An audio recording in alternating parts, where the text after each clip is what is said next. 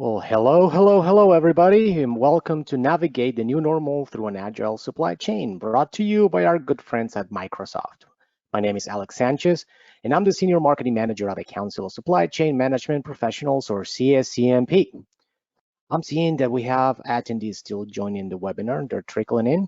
So while we wait for them to still join us, I would like, on behalf of the Council of Supply Chain Management Professionals, to sincerely thank our members for their continued support. We makes this possible for us to make this cutting edge content and webinars. For anyone interested in membership, feel free to browse our website at cscmp.org. And in that, you can see also a listing of our upcoming webinars and events, such as this one.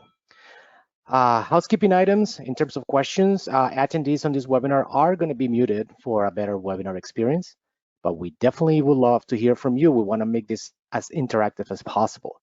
So please submit any questions at any time using the question box in the GoToWebinar control panel. Don't wait until the end. Just submit your question whenever you have it. I believe that's all I have to say. And with that out of the way, I would like to introduce our fantastic moderator for today. So take it away, Gali. Thank you, Alex. Good morning, everyone. My name is Ali Aksut, and I'm the Worldwide Director of Sales for Dynamics 365 Supply Chain and Manufacturing. And I have today with me my colleague, Pat Flynn Cherenzia. She's our Group Program Manager for our Dynamics 365 SCM portfolio. And what we're going to cover today is basically we're going to go over some of the recent major shifts in all over the world in all of the supply chains, and what have we done from a Microsoft perspective in terms of building better capabilities to be able to deliver agility to create more resilient supply chains for our customers.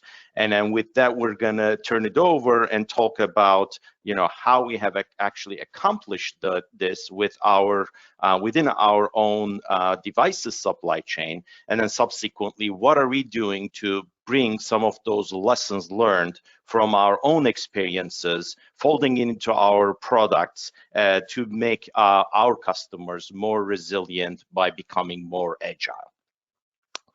So with that, let's get started.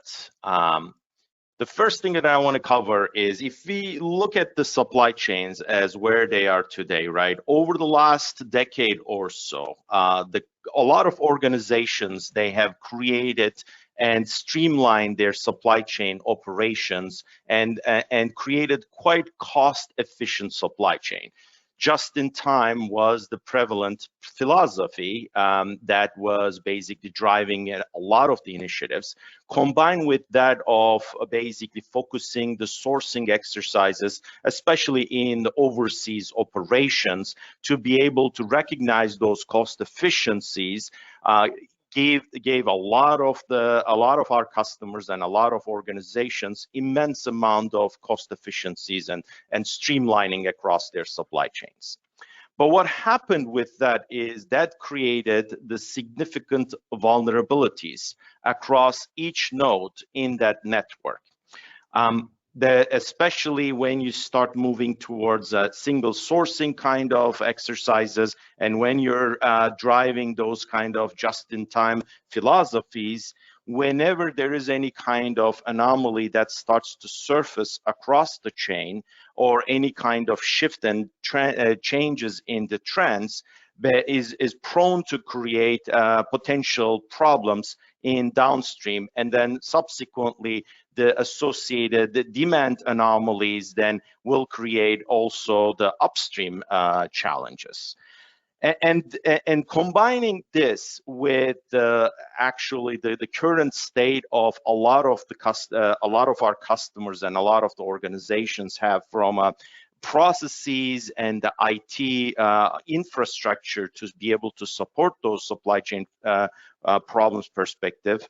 Even though the COVID-19 was quite an unusual event, it actually was just a telltale of what other future kind of disruptions can cause all these challenges across up and downstream of the supply chain. And that's pretty much coming back all the issues around, first of all, how the supply chain network is constructed based on that philosophy that a lot of companies have worked on over the last decade or so, but also with the lack of the systems and the data and the insights to be able to give the companies the opportunity to be able to proactively respond some of these changes and disruptions across the network. So what needs to be done?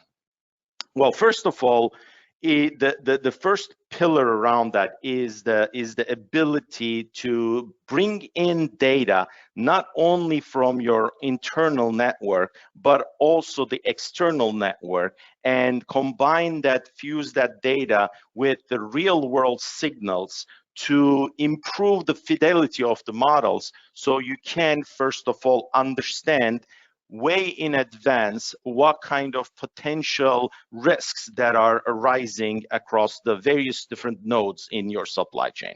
That's the first component that needs to be put in place.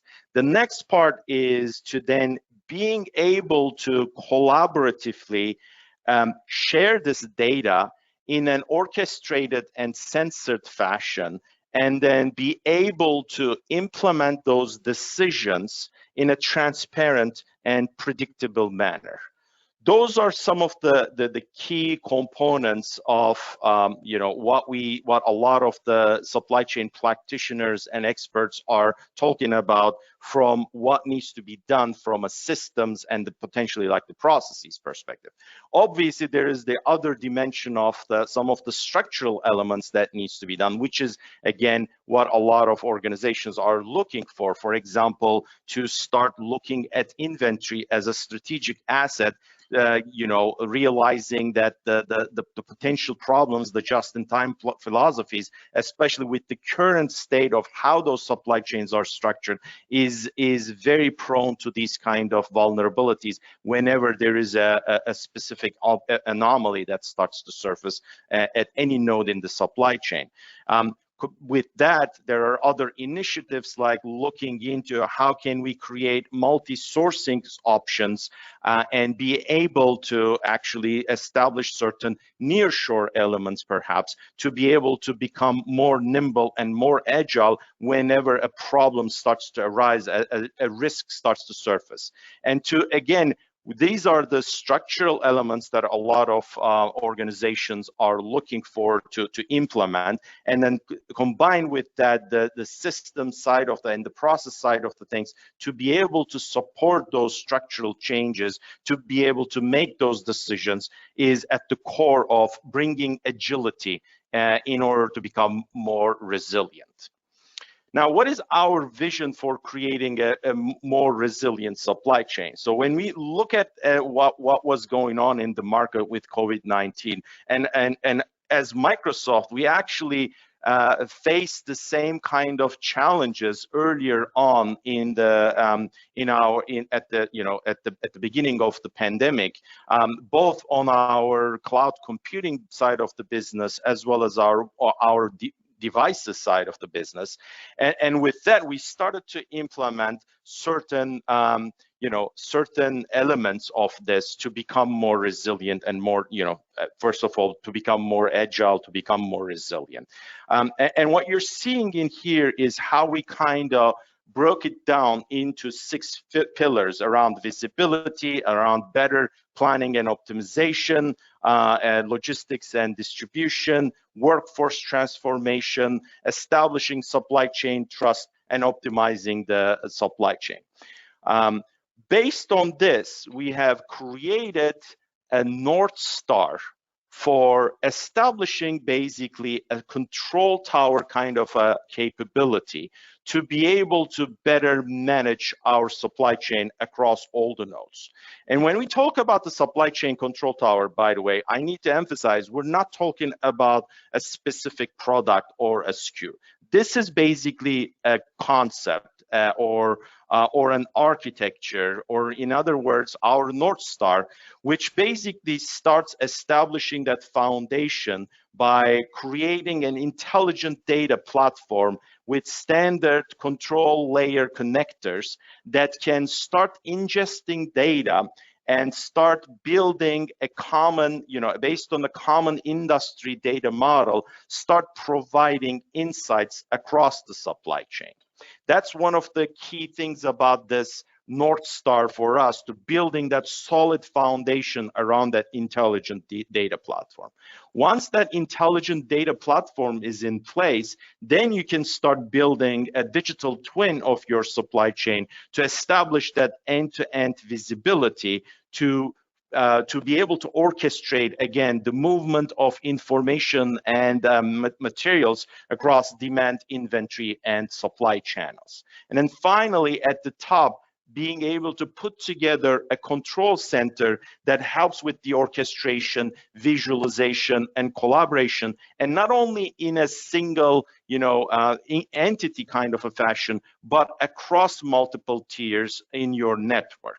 And with that, our vision includes that control tower provides this ability to collectively sense and predict any kind of anomalies or changes in the supply chain, regardless where they are arising from, whether it's on the demand side and on the supply side, and regardless what node in the supply chain it is materializing. It could be your tier 1 supplier, or it could be your tier 3 supplier, right? So the ability to start sensing and predicting these in a collaborative manner, be able to quickly analyze the upstream or downstream impact this kind of change in demand trend, or change a risk surfacing on the supply side, and understanding what is the upstream or downstream impact, to be able to create various different scenarios before immediately responding, again, in a collaborative fashion,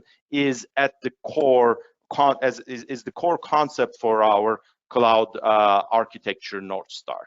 And all this is the idea behind it, a single platform where you can actually create a continuous digital feedback loop between the various levels of planning and execution, whether it's strategic, tactical, or execution level. And this was always considered as an ideal, state that will be very difficult to implement. But right now, with the technology and with some of the shifts in this in the supply chain, especially based on what happened with COVID-19, we're at that inflection point to make this reality by creating this continuous digital feedback loop. And what that means is, if I were to use a basic, a simple answer, right? In the past, these processes, the SNOP, the tactical side, and the SNOE processes have always been, disconnected from each other. You have an annual or quarterly, monthly SNOP cycle where you sit down and finalize, what your inventory positions are going to be, what is your constrained demand profile looks like across the supply chain, and you rarely those decisions make into the models and into the day-to-day decision-making processes, other than perhaps just setting some targets for key KPIs, right? And then rarely any kind of change or shift that could be significant enough on the day-to-day, week-to-week execution makes its way in an efficient manner back to those tactical processes. So the idea of bringing these together is, whenever you're actually sensing a significant change or anomaly that is not a short-term,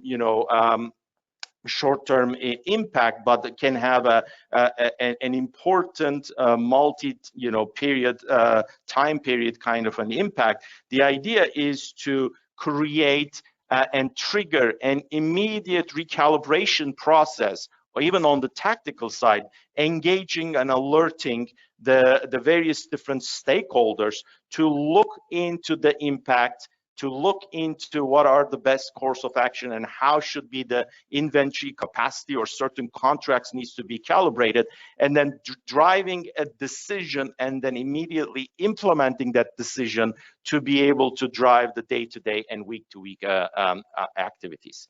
This is at the foundation of how we see our North Star while we continue to build our products as well as while we are recalibrating our own supply chains. Now, this concept of the supply chain control tower, there is another important component that I want to bring it up. It's not exactly, like I said, a product per se, but it's a concept, it's a North Star, which you can gradually and incrementally build. And that basically means is where you start to build this kind of supply chain control tower capability is purely dependent on what your priorities and what your immediate needs and gaps are, right? So you might be saying that initial focus could be, I want to get started by better orchestrating my orders and more intelligently fulfilling my orders in an omni-channel network, you know, and that could be quite well a good starting point, as opposed to some other organization might want to consider getting started to improve their models with their demand planning kind of processes. But the idea is wherever you start, the control tower should not be a 5-year project where you wait and continue to build until you operationalize. The idea is you start building this in a gradual manner wherever you start, and then you keep building on top of that, delivering immediate value. So in this case, you can get started, like I said, as an example, by fixing and getting the order management and fulfillment orchestration, gradually adding replenishment management and intelligent replenishment capabilities on top of it, and then over time evolving to a full end-to-end supply chain capability. What's the advantage of this composite architecture? First of all, if you're using reusable capabilities that are interoperable with each other, then you can actually start stitching together these capabilities to be able to offer end-to-end solutions across the SCORE framework, right? And then that also gives you an accelerated deployment timeline, which can give you a gradual and incremental value while you continue to, move towards this, future state of a cognitive supply chain where autonomous systems that can automatically identify disruptions, notify certain stakeholders, even take care of some of the decisions that have been, determined to be decisions that the system automatically can make, and then orchestrate that process for proactively responding to any kind of anomalies. That's at the heart of this composite architecture that we're building our applications and our own capabilities. Let's visualize this, what all this stuff means from a hypothetical consumer goods company that's called Contoso. What we're going to see is a very typical process of whenever a supply chain, how do you identify a disruption in the supply chain? What do you do to be able to determine what is this impact? Determine the course of action, and then be able to collaborate with the other stakeholders to be able to respond to this kind of an anomaly and then implement this decision. For this, there is going to be a few personas that we're going to take a look together. The first persona is going to be the supply chain planner, followed by the account manager, who's going to be responsible for a specific customer account, which orders are going to get impacted because of this disruption, and then the buyer persona on the customer side. Let's get started with the first step, right? So the idea is that this Jamie Redding, the supply chain planner, who's been working with this company Contoso, bringing in consumer coffee machines that are coming in from the overseas. And in one of his, daily interactions, he receives basically a notification that as an inbound vessel that is scheduled to arrive at a certain date is delayed because of certain weather patterns that are, that are showing up, and therefore the discharge date is going to get changed. And in this case, what does Jamie do? Well, before I'm going to make any kind of changes into any of the, dates and plans, first of all, I need to understand to what is the impact, in a sense, like simulate what is the impact of this delay, which POs are in there, and then what will happen if that, as the system predicted, that vessel arrives few days later, what is going to be over, on-time delivery going to look like, what are my commitments going to look like, and what kind of problems I'm going to be facing in terms of inventory risk. Then what Jamie does is that he realizes what the impact is. In this sense, there's significant problems with some of the orders, especially with one of the critical orders as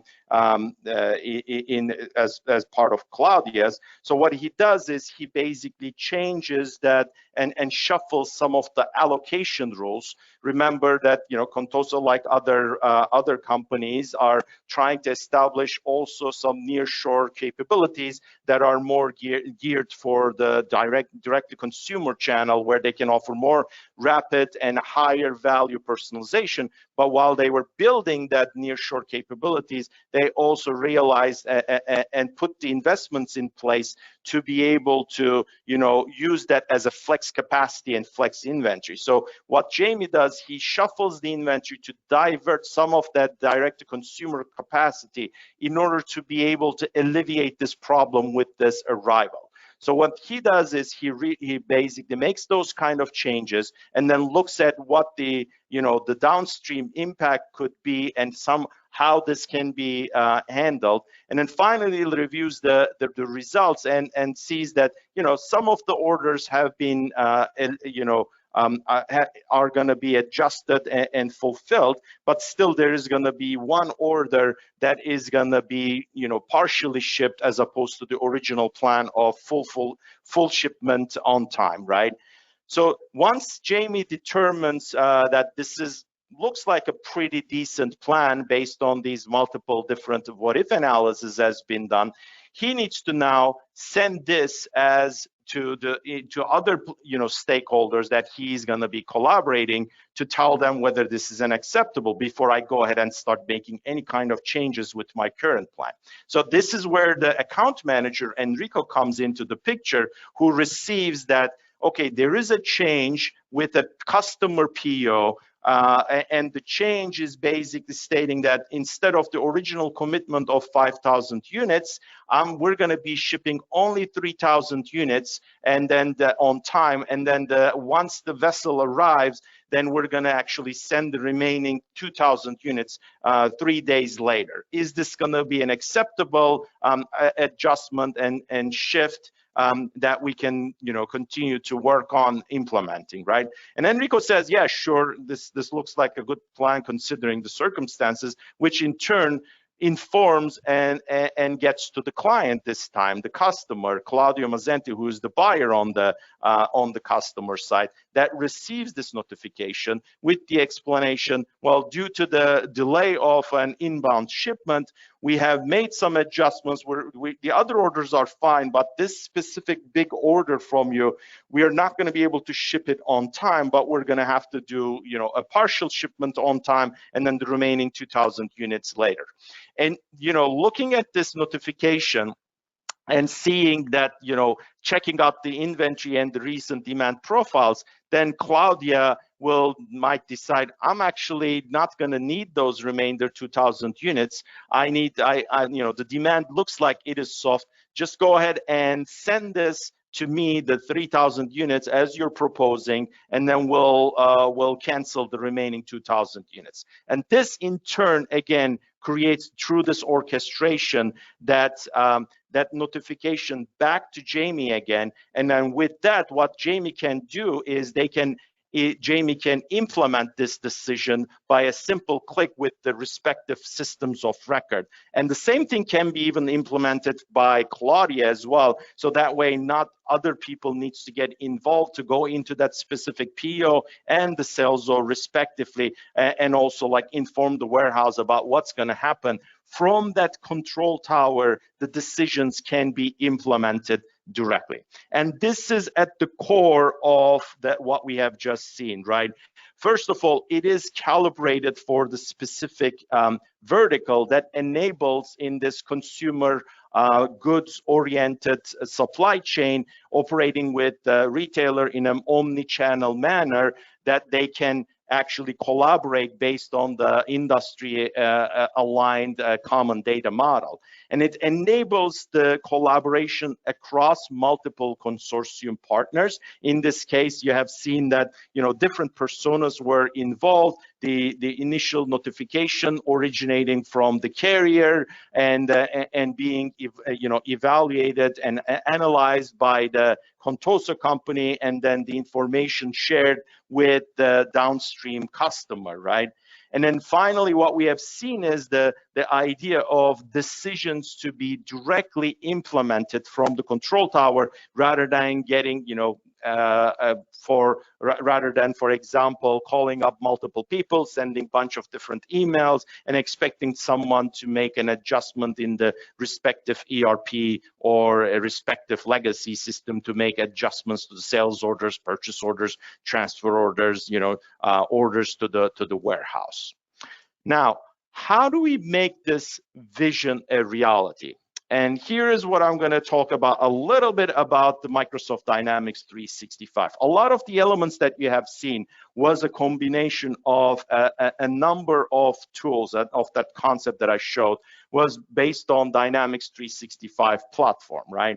And basically what Dynamics 365 is almost 24 right now interoperable constituent applications that can be assembled very quickly around our common data model to be able to deliver an end-to-end capability for a specific problem, whether it's on the logistics side, whether it's on the planning side, whether it's on the customer engagement side of the things, without having to rip and replace an entire ecosystem.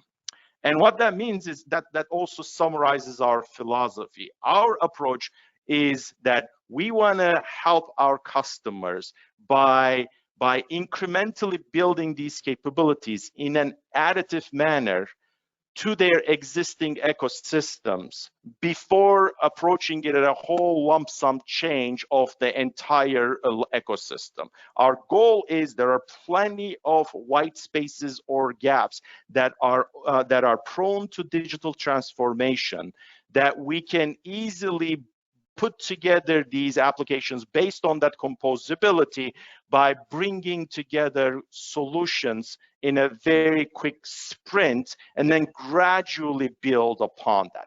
And that's the philosophy behind these 24 or so business applications that we have been building over the last 2 decades almost, which we have been accelerating even furthermore. What you're going to see in the markets soon is more and more applications, especially on the supply chain space, that are going to be showing up under the Dynamics 365 brand name that follows the same philosophy. Now, these applications combined together with the world's probably most prominent low-code, no-code platform, the Power Platform, gives us and our customers an immense flexibility to rapidly tweak and tailor these applications to the specific needs of our customers. Some of those Power BI and Power App and Power Automate capabilities you have seen in that little, hypothetical demo where, across a multi-tier network, across multiple participants, the decisions can be implemented directly. And this is an important part for because even the most calibrated niche applications, they need further calibration and adjustments and tailoring to be able to deliver the capabilities a company needs that basically gives them a certain competitive edge. There is no such thing as everything works just right out of the box based on best practices.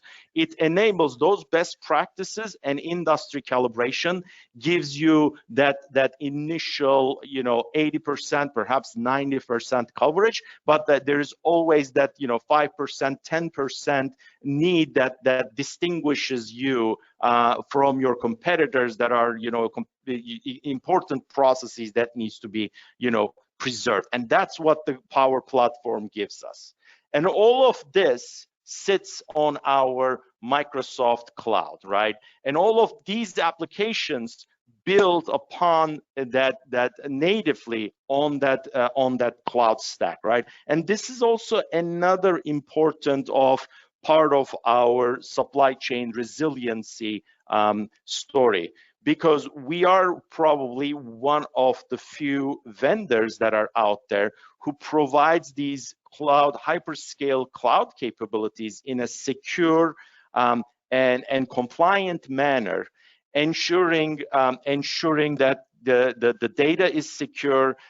You are less exposed, less likely to be exposed to any kind of ransomware attacks or any kind of other attacks by other, either state-controlled or crime syndicate kind of controlled groups that are becoming more and more sophisticated every day. And you guys are hearing this probably every day on the news, which is basically now starting to affect the supply chains significantly, creating these kind of disruptions. And that's the reason why we have built our applications, business applications, natively around this cloud that gives us this immense security and safety to keep and continue to help our customers to build those resilient supply chains by preventing these kind of attacks and disruptions. So with that, I'm going to turn it over to my colleague, Pat, who will talk about how we have actually done some of this work in our own devices supply chain. And as the group program manager responsible for the supply chain portfolio, what is she doing while we are continue to build new capabilities around our supply chain portfolio, and while we continue to bring new products, new applications that around that wheel that gives us that composite capability to rapidly build these supply chain solutions and enrich our supply chain capabilities. Pat, it's your now. All right, thank you very much, Ali. You can go to the next slide. So what I'm going to talk about is the process of transformation that Microsoft has gone through for their supply chains. We have several. We have a device supply chain, that group that produces Xboxes and Surface and the like, and then we have a cloud supply chain. And it used to be several years ago, maybe as recent as 5 years ago, we were going through this very nuanced point-to-point solution between the people within Microsoft and the people that they were dealing with, such as vendors or suppliers or partners. And it was not data that was shared or organized or orchestrated in any way. And unfortunately, we appreciate it a little bit too late that the customer was the last person to know exactly what was going on with their order. So we went through this transformation process within our environment. We did exactly what Ali described. We had an ERP that was the backbone, but then we had bolt-on solutions that we onboarded to enable us to be agile and flexible, but also share that data that Ali showed in the first couple slides. And it was critical for us that the data be normalized, that it be clean, that it be stored appropriately in a data lake for everyone to share. And then we put the customer in the center, which allowed the customer to see from the time of the order drop until the time that they were scheduled to get receiving of that product, they were completely empowered with that information. And then we could also have a better NSAT and CSAT scores because we could deliver the product, ensuring the right capacity was available at the customer's location. So that was a huge shift for us. So the Agile collaborative transformative process that we went through, using the data that we all now could leverage from each other. So you can go to the next slide.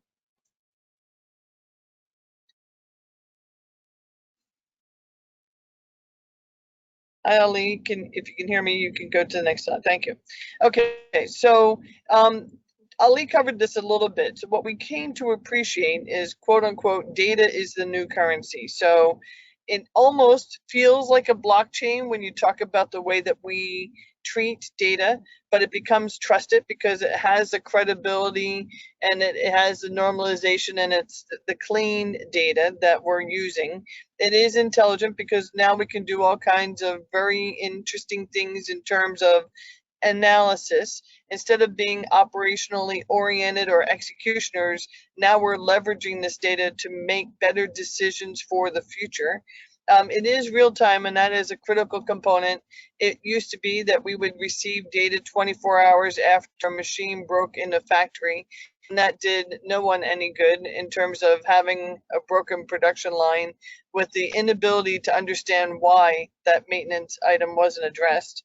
And it needs to be collaborative. So it needs to be shared, it needs to be connected, and that's the data that needs to be reusable by different modules or different systems and ingested as appropriate. You go to the next page. So one of the things that we've done is we realized that we've moved from a reactive environment to a proactive environment. And in that proactive environment, we're much more engaging with our partners and vendors. So one of the things that we developed or co-developed was a tool tracking all of our logistics movements. And in here, you can see color coding on the right-hand side of this demo. So we've used a lot of AI and machine learning in here.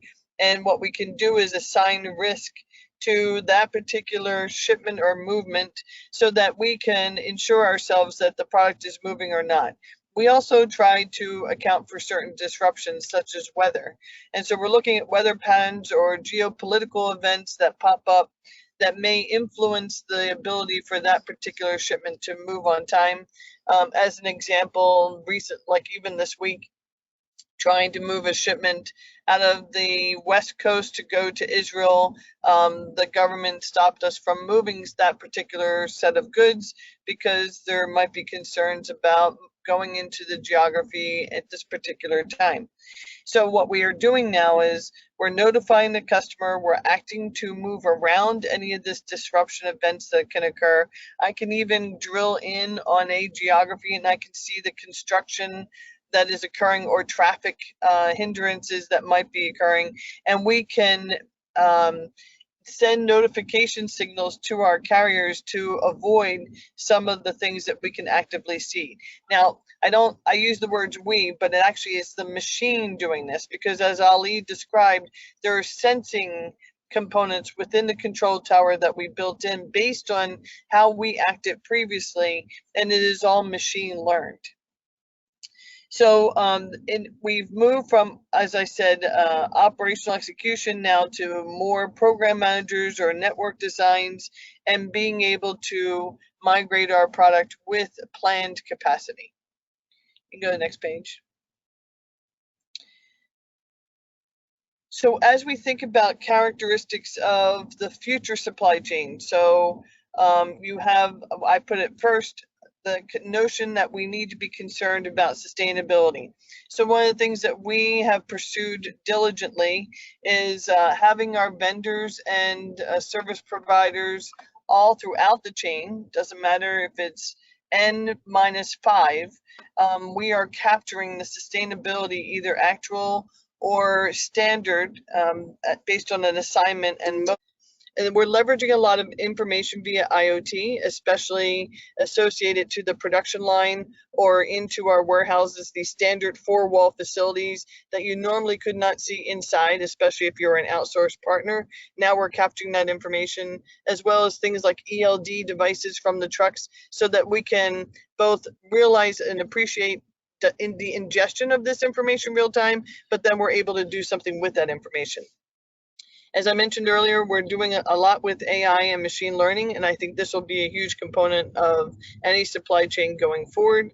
Blockchain, we've started to dabble with blockchain in the supply chain. It hasn't really been played with except in the financial component, but we're using this, at least in one of our supply chains, as a basis for gathering all the trusted information, so that somebody earlier in the chat asked, hey, what are we doing about just in time? And my answer was, well, there's certain components that are in critical shortage, such as chips right now. And so there might be an opportunity for the chip to supplier to see where their product is going and how it will be leveraged and utilized. And finally, we have physical automation, which we haven't really seen the extent of that thus far, but there's a lot of R&D investment in this arena, where many people are attempting to do deliveries via drones or AGVs. We have AGVs in our warehouses, and that is proven to really help facilitate both our labor utilization as well as time to market, which is critical for us. And Ali, I'll turn this back over to you. Thanks, Pat. So here's a little call to action if you are looking for some of the further information around what we are doing in terms of helping our customers building a resilient supply chain by improving their agilities. What are we doing from safety, security, and compliance perspective? And so what are some of the rich capabilities that we are bringing in to be able to help our customers to create those composite control towers that enables that multi-tier, multi-layer collaboration and planning and execution capabilities. With that, I'm going to close it off. But before I do that, actually, I would like to also address, I think I just saw some of these questions. There were more from the automotive industry related, right? The just-in-time and some of that stuff, Pat also, touched base. So if you look at, I don't personally know, by the way, what happened to Toyota's supply chain or what happened, but we have been engaged with multiple customers that are OEMs as well as tier 2, tier 1 suppliers. Especially one of them is a semiconductor company that is actually supplying. We have customers that are tier 1 suppliers as well as tier 2 suppliers. And basically that just-in-time stuff that I mentioned to you is, in automotive, if you look at it, their commitment timelines are basically only 10 weeks, right? And what happened is at the beginning of the pandemic, when it hit the United States, there was a lot of uncertainty around, what's going to happen, when is this going to clear, and what is how is that going to impact the overall demand? So the OEMs kind of like brought down their forecast, and they were only making 10 weeks kind of commitments, which kind of had a upstream impact to the tier 1 suppliers radically changing a lot of those plans. And then subsequently they provided that guidance to their tier 2 to their tier 1 suppliers, which happens to be the tier 2 in the automotive supply chain, the chip manufacturers. But the chip manufacturers, if you guys are familiar with that, are not necessarily the only player in their entire network. They're also most likely working with foundries and third-party assembly and test sites. So they also went ahead and made adjustments. And if you look at like one of the major problems associated to the automotive assembly line shutting, a lot of OEMs shutting down their assembly lines, is due to that chip shortages. And the whole reason to that, which again we're trying to tackle, is, well, everybody was kind of interpreting the decision in a way that is not having a full and clear view of the entirety of the supply chain across multiple networks. And because of that prevalent just-in-time philosophies, they basically had very thin inventory buffers to be able to accommodate any of those things. And then therefore, the chip manufacturers or chip companies, they did not start those wafers back when, last summer when they were supposed to start. And now that non-starts and that capacity shortage associated to that right now is surfacing right now in the case of the chip shortages, right? And so that's kind of, and what are the companies that are trying to do? Well, there's not much you can do if those are very specialized chips, and if you a lot of them. If you haven't started those wafers back in last summer, you're not going to be able to get them in the market easily as a as a chip manufacturer, to get them to your tier to your tier one suppliers in that network, which are your suppliers, which are your, tier one customers in that network. And this is the kind of stuff that we are tackling basically by creating a transparency across a multi-node network, by supplementing and fusing real world signals to be able to improve the fidelity of those models, and then be able to start building the capacity and inventory by having better predictions about what's happening in the market. So that's pretty much like how I can say what has been what we have experienced, especially in working with various different nodes or various different customers across that automotive supply chain network. And with that, I would like to thank everyone to joining us and spending the last almost an hour with us. Feel free to use any of that information that we have shared in the previous slide. This deck, as it was mentioned before, is going to be shared with all of you, so you can access first of all, the recording, as well as all the artifacts that we are referencing in here, from how we're building, how we're helping our customers building a resilient supply chain by improving their agility. Thank you, everyone, and have a great day.